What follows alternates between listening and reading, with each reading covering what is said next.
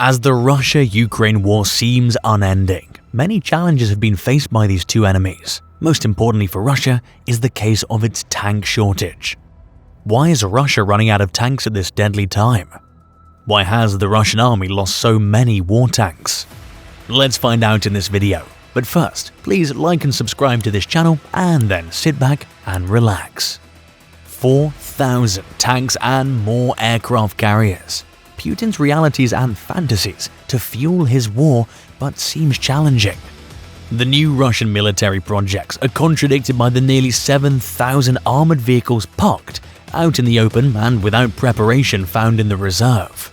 After 6 months of the war in Ukraine, the big problem facing the Russian troops is replacing the enormous material losses they're suffering. That said, of course, they're running out of troops. To fix this and give his stagnant offensive a boost, Putin is resorting to extreme measures, such as drawing on his armored reserves and bringing out fantastic projects again. There's talk of thousands of units and new aircraft carriers, but what is true and what is propaganda?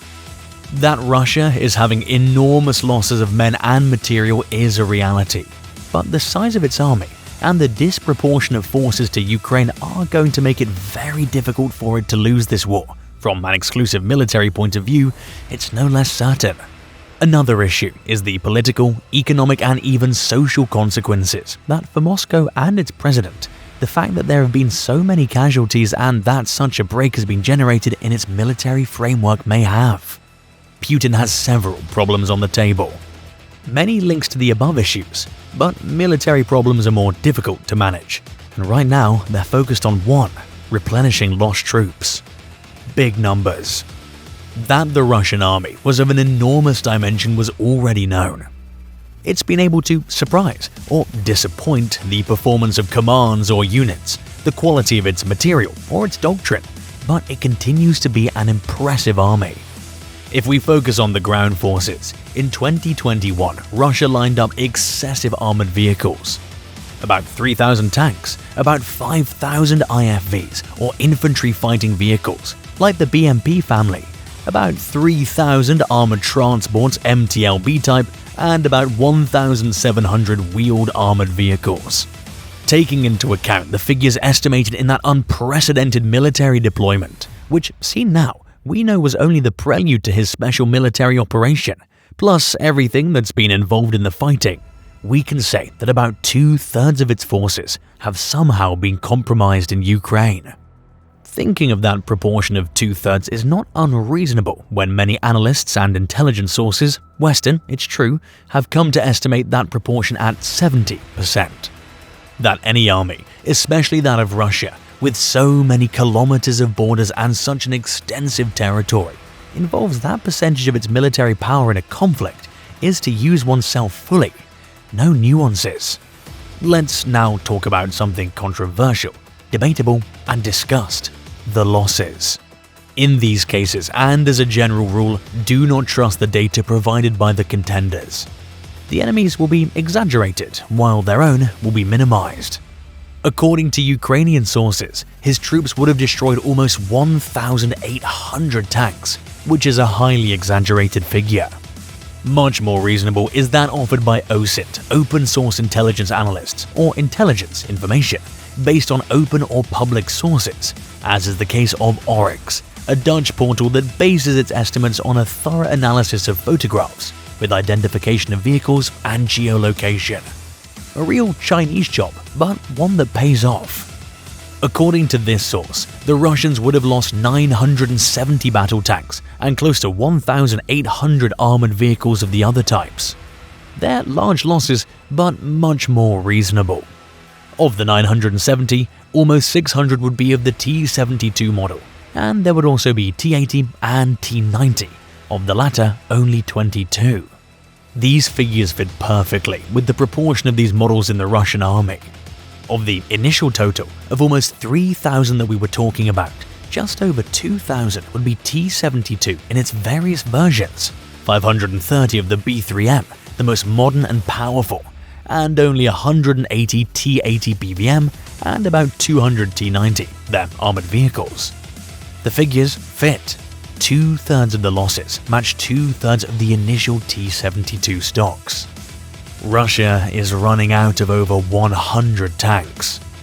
War experts attribute the decline to advanced anti-tank weapons Western nations provided the government of Volodymyr Zelensky, also to the poor way in which Russia has used its military equipment. According to Oryx, a military and intelligence blog that counts Russian army losses in Ukraine based on photos sent from the war zone, Moscow has lost more than 460 tanks and more than 2,000 armored vehicles. According to the RAND Corporation and the International Institute for Strategic Studies, Russia had around 2,700 main battle tanks at the start of the conflict. How effective have anti-tank weapons been? When the invasion started, the US provided Ukraine with 2,000 Javelin anti-tank missiles, and they've subsequently sent at least another 2,000.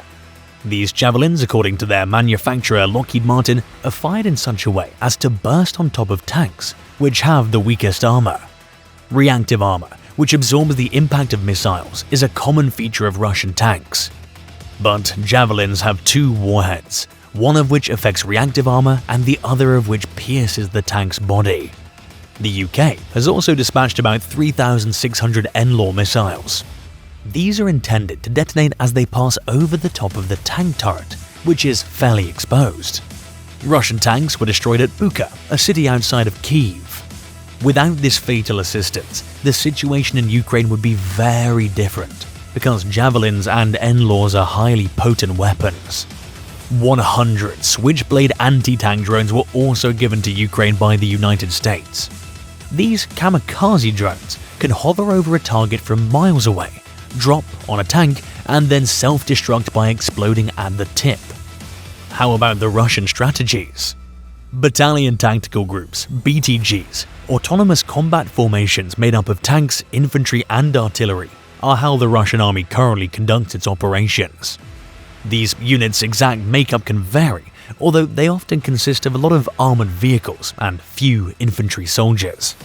BTGs are a way to build an extremely potent fighting force for Russia because they have comparatively few men to call up. They're made to launch powerful attacks rapidly.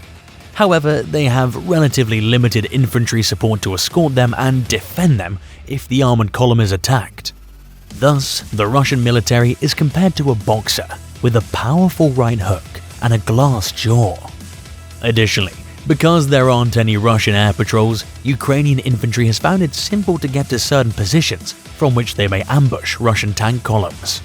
As a result, Russia cannot patrol the skies to track the movements of the Ukrainian army because it did not establish air superiority at the outset of the conflict. This indicates that the Ukrainian troops were successful in setting up ambushes and were able to inflict significant damage as a result. Is the Russian army incompetent? According to Oryx statistics, half of the tanks that Russia has lost weren't damaged or destroyed by the enemy, but instead were taken prisoner or left behind. This is attributed by experts to Russian troop inefficiency and logistical errors, and there have been images of Russian tanks being carried by tractors belonging to Ukrainian farmers. The expert added that some tanks had to be abandoned because of gasoline shortages. Others became mired in spring mud as a result of High Command's invasion, which he saw as a logistical failure. Conscripts make up a large portion of Russia's ground army. In the eyes of the world, they're therefore a fighting force of low to medium grade. Due to bad driving, many tanks have been abandoned, and some have even been thrown off bridges. Others have been forced into gullies so the tracks may come loose. The military's capacity to employ its equipment has proven deficient. However, soldiers frequently just leave their vehicles and flee. Likewise, the desire to fight is lacking. The Ukrainian government has even provided guidelines on how residents could turn in abandoned military vehicles in response to the operations of the Russian military. Additionally, according to the authorities, finders of such combat medals are exempt from tax reporting. If you enjoyed this video, don't forget to hit like, the subscription button, and the notification bell. To get notified when new videos are uploaded from this channel, please share your thoughts about why Russia is running out of tanks in the comment section below. Thank you.